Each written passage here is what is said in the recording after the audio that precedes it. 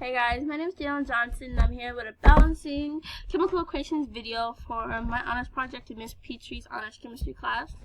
A few quick notes that you need to know are listed here, and a few prerequisites that you need to know are also listed here. Mostly just previous things that we've already learned in chemistry, like ionic charges, subscript identification, how to apply ionic charges, and how to write formulas, things like that. And you also need to know basic math, including multiplication and addition. So let's go ahead and get started with a warm-up writing chemical equations problem. We have magnesium reacts with oxygen, and what would the product be? Well, our two elements would come together to form the molecule of magnesium oxide, and then we have to remember to put our ionic charges. So magnesium and oxygen both have a positive 2 charge. So when we bring our molecules together, or our elements together, we're going to have a molecule that looks a little something like this. The charges actually have to switch. So this 2 comes from oxygen's positive 2 charge, and then this 2 right here comes from magnesium's positive 2 charge. Once we have our equation written, we're going to want to see if it's balanced by making sure that each element is equal on both sides. So on the reacting side, we have one molecule, and then on the product side, we have 2 elements of magnesium, which means it's not balanced.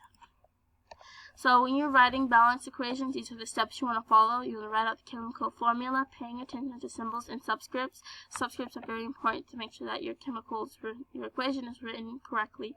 And then you want to count the number of atoms on the reactant side, and then you want to count the number of atoms on the product side. If these numbers on both sides are not equal, then it's not balanced. This is one of the main steps to focus on to make sure that your equation is balanced. And then if it's not balanced, you're going to want to play around with the coefficients until it is balanced and check your work. So let's go ahead and jump into a chemical equation to balance. Right here we have, let's see, what is this? Okay, so right here we have nitrogen reacting with hydrogen to form ammonia. So one of the main things that we want to do is, which helps me a lot too, is you're going to want to divide the reactants and the products so you can focus on one section at a time. So you want to have the symbols to represent each one of your elements in your equation. So on this equation, we're only working with nitrogen and hydrogen. So we want to write these out so we can focus on them. So let's go ahead and start off with our nitrogen. Just want to put how much of nitrogen is in the reactant side. So on this entire section, we only have 2 nitrogen because of the subscript here. And then on the product side, we only have 1 nitrogen because since there's no subscript here, it's an understood 1. So then we want to move on to our hydrogen.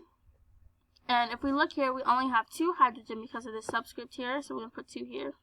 Then if we come on our product side, we only have 3 hydrogen, so we're going to put 3 here. So we can obviously see that our equation is not balanced because we do not have an equal number of nitrogen and we don't have an equal number of hydrogen. So we want to go ahead and make these equal. So we're going to want to start off with nitrogen, which I figure is an easy way to start. We're going to go ahead and times this entire molecule by 2. So 2 times our 1 subscript here is 2. And then we also have to times hydrogen by 2 as well. So 2 times the 3 right here will make it 6. So with that being said, we have our nitrogen is equal, but our hydrogen is not equal. So we're going to want to move on to our hydrogen, and we're going to want to times this 2 by something to equal 6, which is obviously 3. So 3 times 2 will give us 6. So now we have 2 nitrogen on both sides and 6 hydrogen on both sides, which means that our equation is now balanced. So this right here is what our balanced equation is going to look like, forming ammonia. And a fun fact about ammonium is that it can contribute significantly to the nutrition needs of terrestrial organisms by serving as a prostitutor to food and fertilizers. So this is a very aspect of life. So this is how you do the first equation. Alrighty, so now we're here with question 2. Alright, so we have sodium chlorine and fluorine react to make sodium fluorine and chloride. So first thing we want to do is divide our lines and write a representation for each element. So we have NaCl for sodium, chlorine, and then F for our fluorine.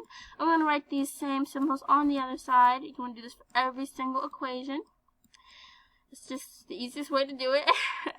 Alright, so now we want to put how much of each element we have on each side.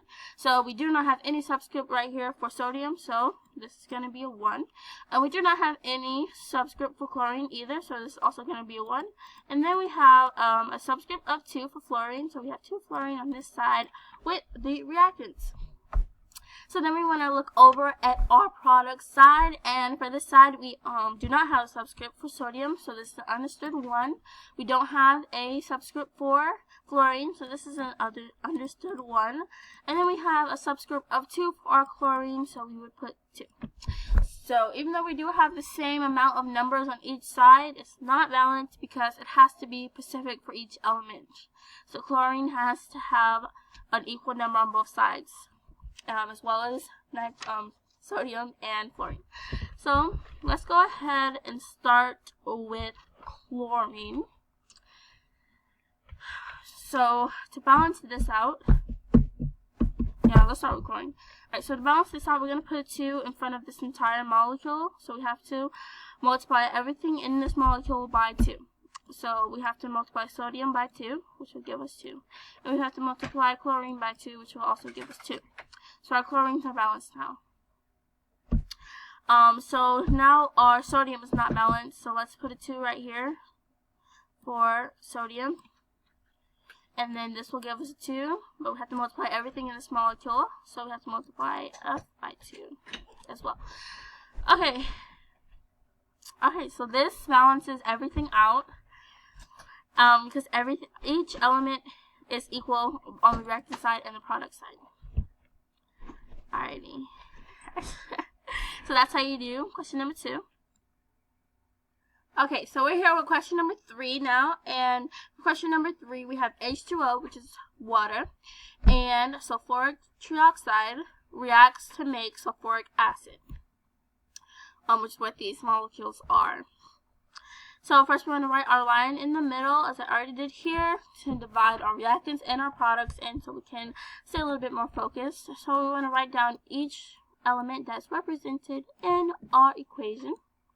So here we have hydrogen, oxygen, sulfur, and then oxygen again. You don't need to write this twice because we're doing oxygen, the entire proportion of oxygen in the reactant side. So you don't need to write that twice. And then we have the same, but you want to write them in order. So even though S is listed next, we're going to go ahead and write oxygen next so it can match on both sides. And then sulfur. And then we want to put how much we have of each on both sides. So since our subscript here is 2 for hydrogen, we have 2 hydrogen. And then we have 1 oxygen. And then we have, oh no, we don't have 1 oxygen. We have to add both of these oxygens together since they're both on the same side of the reactants. So we actually have 3 here and 1 here, which makes this 4. And then for sulfur, we have 1. And then double check, so 2, and then 4, and 1. And then we want to come over here to our product side, and we have 2 hydrogen because of our subscript right here. And then we have 1 sulfur because there's no subscript, so it's understood 1. And then we have 4. Then we have 4 oxygen. Okay, so we obviously can see that this is not balanced. I'm sorry, this is balanced. So for our hydrogen, we have 2 hydrogen, and then for our oxygen, we have 4 oxygen, and then for our sulfur, we have 1 sulfur. So you will get equations like this where they're already balanced. So this is what the answer would be. This is what we're looking for. We have the same amount on both sides. So question number 3 is done. Oops. Okay, so now we're here with our 4th and final question, or equation rather. And right here, we remember that we did have this molecule before. It is ammonia. And we had a fun fact about that one as well.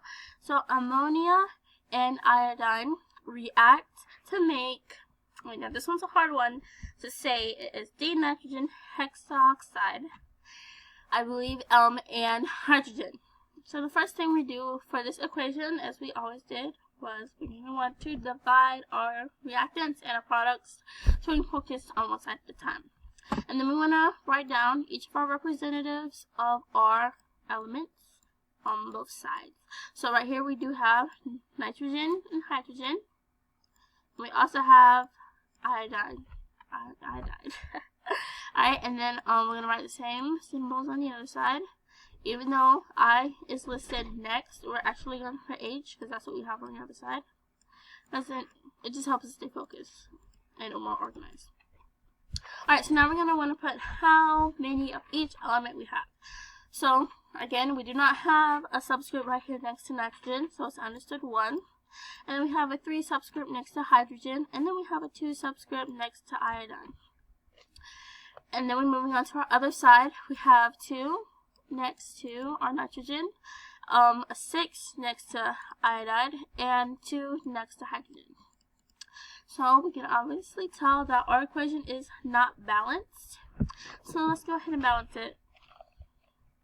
So when you have equations like these, you want to make sure you look at it and see which element will be best to balance out first, because it's easy to get confused. So I'm going to go ahead and balance out iodide first, just because it's the biggest number, and it'll be, I think, easier to balance out nitrogen last, since we have a 1 right here. You know, you can multiply it by any coefficient and get the number that you need.